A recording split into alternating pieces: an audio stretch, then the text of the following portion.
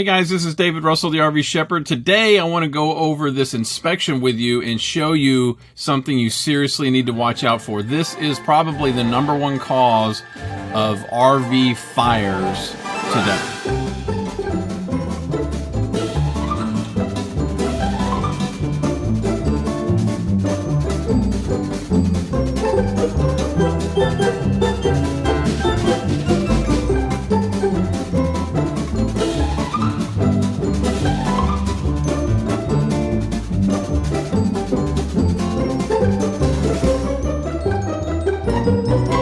This is a relatively new unit. This is a 2023 Entegra Accolade. I misspelled Accolade on my report. It's 2 C's and 1 L, but we know what it is, right? It's an Entegra Accolade. And this RV is at a dealership. It's a Super C with a diesel engine on the front end. A very, very nice unit, but it did have a significant problem with it. So let's get started. This roof was in a very good condition and something I would expect from a newer unit. I did find a couple of places where there were some gaps in the sealant. This was in an area over the slide out topper right here. And you can kind of see it in this picture. A little spot here, a little spot there. And there was like a line up here that is kind of difficult to see. And then towards the rear end, this is on the curb side, the passenger side, this little track right here, there were some gaps in the sealant right here, right where the track meets the side of the coach. There should be a little bead of sealant right there. It kind of starts right here next to my head where my cursor is. That's where it kind of stopped, and this last 4 inches or so didn't have any sealant on it. Roof sealant is always really important because that's what's going to keep the majority of the water out. Of course, also you need to think about the sidewalls and stuff like that. So here's a case of the sidewall. Up at the front, this on the right is the front cap. This on the top left, this bumpy looking material, that's the roof material. If I remember right, it's like a PVC type material. And then down on the bottom left is the sidewall. And all three of those come together right here in this intersection. It's frequently a place where I see gaps in sealant. And as you can see right here, there was a couple of cracks and gaps right here. And I mean, a gap smaller than, well, definitely smaller than your pinky, but smaller than maybe about the head of a writing pen or something like that is enough for water to start trickling in, and so you want to take care of those things. There was a small, it's really hard to get these pictures of these little cosmetic dents in sidewalls. Sometimes this is on a storage compartment. Typically where you see those are on the storage compartments because they're metal, and so if they get dented by hitting something, the fiberglass tends to be a little bit more forgiving, or it just scores it or rips it, as opposed to the metal, which will just dent it. There was another scrape on a different part. This is a transition piece between the sidewall and the end cap on the rear side. So this strip right here goes all the way down the RV. But way up towards the top, about maybe a foot down from the top, there was a section about 4 inches tall that just had this scrape mark on it. Again, some of these things we mentioned so that the prospective buyer, our client, knows that they are there. This is the bulb seal for the slide out on the passenger side, the curb side, that when the slide out comes in, it snugs up against this, and this is part of what keeps the water out when the slide is shut. Well, you can see this bulb seal is coming disconnected from the sidewall. My guess is it probably wasn't installed 100% correctly to begin with. This screw probably needs to be loosened or possibly even repositioned, or the back end of this needs to be pulled that way to flatten this out and get it to reattach properly. Here's a closer up picture of it, but you can see how it's bowing away, and probably not that big of a deal when the slide out shuts up against it and presses it. It is probably fine, but again, one of those things that's just not the way it's supposed to be. And on a 2023 unit that's $200,000, I would want it to be working right as well. Here's a couple of just general overview of the undercarriage pictures. Up here at the front is the Cummins diesel engine, and here towards the back is the transmission. And then here's a picture of like the airbags and some of the stuff back here in the drive area. Back here behind this, probably guess I might call that a torsion bar. This circle right here is the back side of the rear differential. I don't remember seeing any leaks or anything, which is really, really good. Again, a hot skin test. We do these in all of our units to make sure that there's no voltage going to the frame. And so here is the biggest deal on this particular RV. You saw me already kind of scroll to it, and that is this. So imagine yourself for a moment, you're looking at this super nice RV. It's beautiful. It's $200 and something thousand. The paint is gorgeous.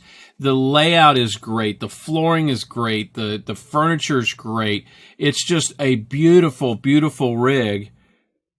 This is hidden behind the cover plate of the breaker panel. On the right-hand side here are the breakers. And so you can't see them, but the switches that flip and they're spring-loaded so that the current gets all wonky. It'll open the circuit to prevent damage or electrocution. You don't have to be an electrician to see the problem here with this particular breaker panel on the inside. All of these brown wires right here are supposed to be as white as this white wire in the back and this white wire going sideways here. Obviously, the stuff that's black is not supposed to be black. There's some melting going on in the plastic here. This is a tremendous fire hazard, and whoever the previous owners of this RV were, they are fortunate that they did not have an RV fire. The replacement or the corrective measures for this kind of problem is to replace the entire breaker panel. That means they've got to unwire all this stuff, take the entire panel out, put a new panel in, and rewire or cut these wires back to where they're not damaged by the heat.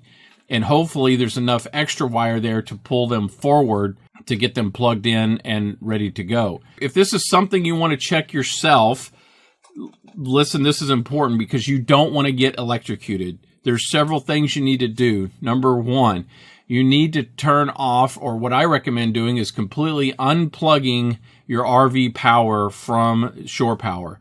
I would even store your power cord. I would reel it up, roll it up, put it in the storage bay. So the chances of some friendly neighbor, oh, their power's unplugged, I'll help them out and plug it back in for them.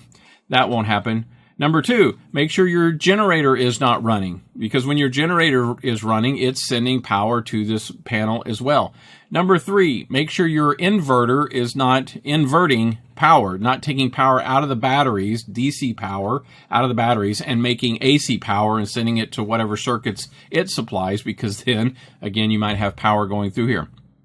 Once you know those three things are off, shore power is disconnected, generator's off, inverter is off, then you also always want to test the circuit, what we used to call in the Navy, test it dead first.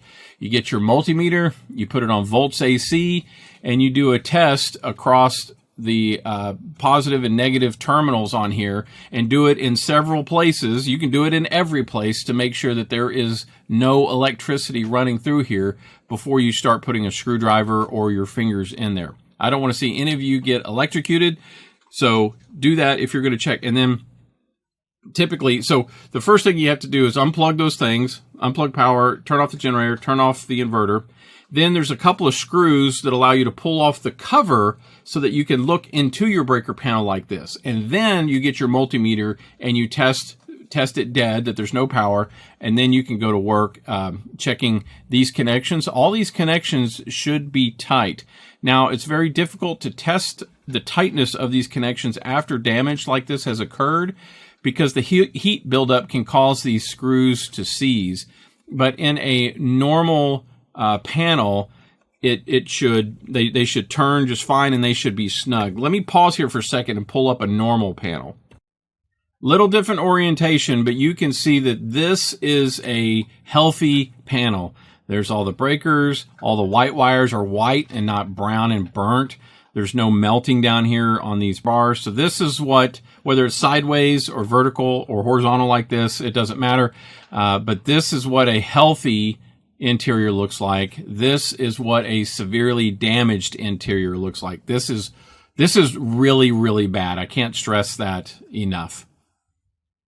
All right, let's keep going. The water system, the pump would not come on. One of the things we test every time is the water pump. Now you can see that the light is on. This is a spring-loaded switch, or this is a spring-loaded switch, and it should be on, but it would not ever come on. Double check to make sure that we were in the correct valve lineup for dry camping, which is white down, blue left, green and red up. So we were in the correct dry camping configuration, and the pump would not come on. So that was added to their list of things to repair or replace. We noted that the main entry door latch was difficult to open, specifically from the outside. It's like you had to yank on that thing to get it to unlatch. And I know RV doors can be kind of sticky, and you got to slam them and things like that.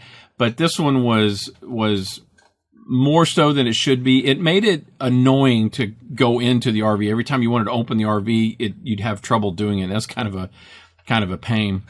It was difficult to see in this picture, but there's some non-skid type tape, almost like skateboard tape, on these steps for getting into this passenger door. And the bottom one, it was just coming off quite significantly. So we noted that.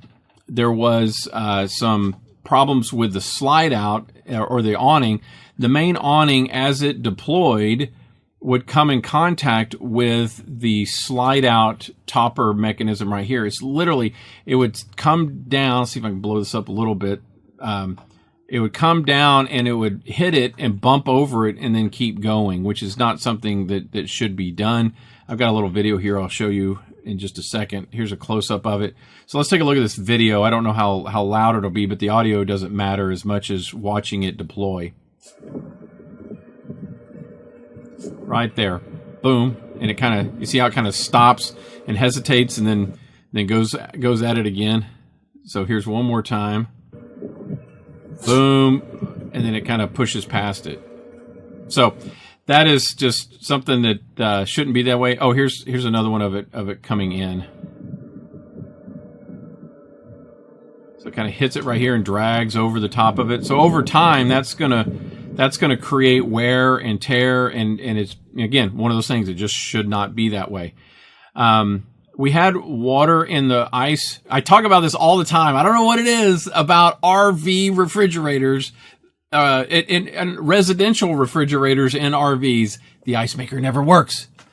Almost never. Maybe half the time. Half the time the ice maker does not work. It drives me honestly crazy. I don't understand it. Our ice maker works, but when we do inspections, even to the point where there is water, I don't know if you see the comment up there, but there's water in the reservoir. It's just not making ice, and it was cold enough.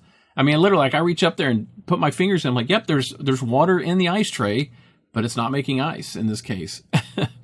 AC vent filters need to be cleaned. I mean, they weren't horrible, but again, we try to note all these things in these inspections. There was a light cover missing right here. So this is the passenger seat. I probably blew that up too much. This is the passenger seat, and there's the door, the passenger seat, and there's a light right there, and the light cover was missing. Again, not really a big deal. And I think we're getting close to, the sofa. I was really surprised at how many problems this particular sofa had. It looked really nice, but as you can see, this, if you're standing sideways looking at the sofa's up against the passenger or the driver's side wall, the street side wall, and there's 3 seating areas, 3 cushions. The far right-hand cushion, you can see in this picture, is, it's just kind of back a little bit. And then when we reclined them, it went back even like further than the rest of them. You could just tell the alignment was all off. And then the armrest cover, I guess, so this is like a default thing, and then on top of that is more of a pillow top that stops before it gets to this cup holder. This thing, I mean, you just kind of hit it with your hip a little bit, and the whole thing just popped right off. And then we noticed some scratching and seeing. So what we determined is that this far right-hand seat probably was sat on quite a bit by a large person for a long time, and it just wore it out faster than it should have. We occasionally come up with this where we have drawers that just don't stay on the slide rails very well, and so that was a case with this bathroom drawer. There was a little nick on this drawer. Again, we try to point out any cosmetic things too that a potential owner might be worried about. And that's about it. Again, a nice rig with a few minor issues, but one major significant, if you see it's in red here, that means it's a life safety issue. This problem with the breaker box has the potential to burn your entire RV down. One thing that I do in my RV, I try to do it once every month or two, is I bought a little thermal gun. I'll put the link below. A thermal gun that I bought off Amazon that is it's a heat thermal gun. And so every couple of months with the RV hooked up and everything running, I will go through and I will look at all my outlets. I'll look at the breaker box, the fuse panel, and anything else, electric wise, to see if anything is running hot. I have had occasions in the past where I had a wire that was running hot, and I went and did some investigation and found out that the previous owner had hot wired one circuit to a different circuit. So basically we're pulling too much power through one line. When I resolved that issue with that hot wire job, the heat problem went away. Now, it wasn't such a problem where wires were melting or anything like this, but it only takes time for a small heat problem to turn into a big heat problem, and then a big heat problem to turn into a fire hazard. So, friends, please check if you are buying an RV. If you're not going to get a full inspection, have someone open that panel and at least look in there and see how it looks. And I also encourage you periodically, once or twice a year, to look at inspecting your electricity stuff with some kind of thermal imaging unit that, again, you could buy or you could borrow from a friend. Well, that does it for this 2023 Entegra Accolade. This is a 37K, a very, very nice unit with one significant problem, and that is that breaker box. Hey, I hope you enjoyed this video. I hope you found it educational and informative. If you have any questions, please post them below. And if you would like and follow for more educational RV videos like this, I'm David, the RV Shepherd. We'll see you later. Bye-bye.